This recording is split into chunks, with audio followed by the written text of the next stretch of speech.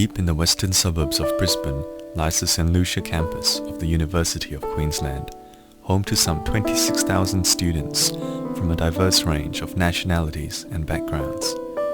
Yet no student stands out as much as the boy who spends his entire life on campus in a cardboard box, known affectionately as the Boxman. This is his story.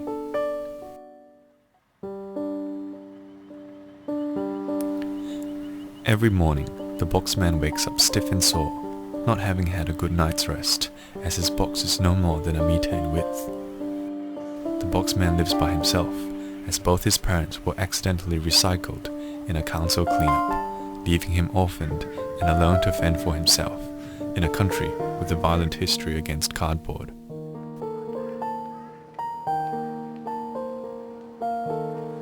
It's been 18 months since the Boxman has had a proper meal. The money his parents left him has long been depleted. On the rare occasion that the Boxman is given food, he is still unable to eat it, as he does not have any arms. Likewise, drinking is an impossible task, as the university bubblers were not designed with boxes in mind. As a result, the Boxman is constantly malnourished and dehydrated. Although he lives in a university, the Boxman is unable to obtain a proper education, as he cannot open or fit through the doors of most lecture theatres on campus. Each day, the Boxman walks up to 20 kilometers in the scorching heat in search of things to fill his time. Recreation is a challenge for students like the Boxman. Harder still is making friends, or even finding romance. The Boxman has never even been able to go for a drink in the city because no buses have seats that are suitable for boxers. Life is a struggle for the boy in the box. Rumors have it that beneath the frayed cardboard exterior lives a real student who was once overwhelmed by bullying and rejection and committed the rest of his life to living in a box. Sadly, the bullying did not stop.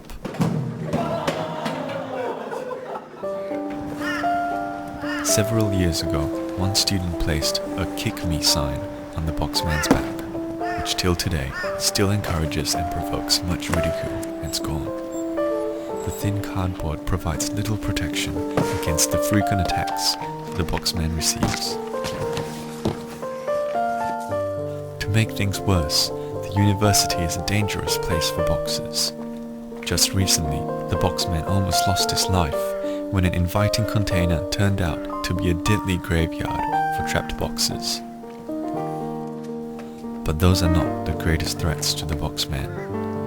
Unable to sleep in a bed or on regular surfaces, the Boxman is forced to rest in unusual places, such as asphalt roads. Although most incoming cars will signal their arrival, some do not. Occasionally, the Boxman will seek out higher places to sleep, such as trees or the rooftops of buildings. However, this too can prove very dangerous if he inadvertently moves in his sleep.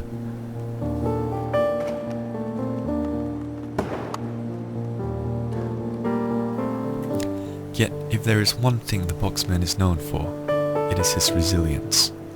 No matter what the adversity, the Boxman simply picks himself up and gets on with life. In a sense, he has no other choice. The box which he thought would protect him from all his fears did not change the underlying problem. Deep down, the Boxman is empty. So he keeps on walking, searching for something more, not realizing that as long as he lives in his box, he will not find anything. In many ways, we are just like the Boxman. Afraid to confront the bigger questions of life and death, we enclose ourselves in our flimsy self-made realities, believing that the solution lies in looking inwards. But truth is not self-determined, and the only way to discover it is to look outwards and upwards. To do that, we must be willing to come out from our comfort boxes and challenge the beliefs we hold. We must genuinely seek God, instead of blindly following this world's trend of rejecting Him without serious thought. We must consider the claims of Jesus on Himself and on us, and decide whether He is really God or not. Open your eyes, your minds, and your heart. Don't live in a box anymore.